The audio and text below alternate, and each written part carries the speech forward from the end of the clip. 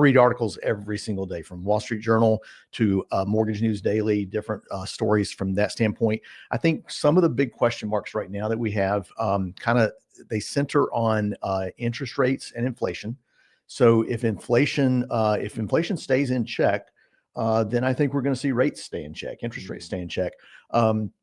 The other factor that could be from a policy change standpoint is the Fannie Mae and Freddie Mac, and they are in what's been called conservatorship. They have been since the market meltdown in 2008, 2009, and there is some conversation about privatization of those mortgage giants. And so, a lot of kind of watching to see what impact that could have.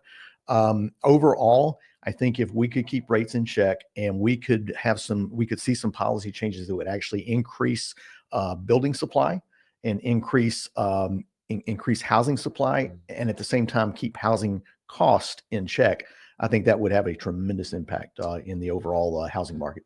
I think the thing that you said there at the very beginning is really, I think, probably one of the most important facts, and that is, prior to the presidential election, I think there's a lot of uncertainty. And that psychological uncertainty plays such a huge role in do I buy, do I sell, what do I want to do?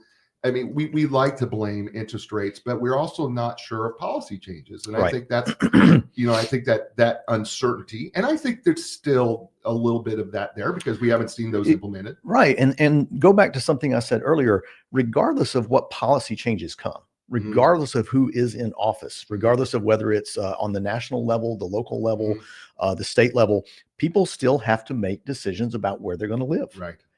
Are you going to rent? Are you going to own? Are you going to are you having children and you need more space? Is your lease about to run out? And do you want to? Are you ready to make that plunge?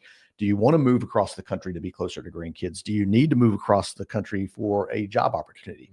Those life changes still happen regardless of what the policies are. So you got to make decisions that are in your best interest from a lifestyle standpoint and housing standpoint, and not let the policies and the players impact all that.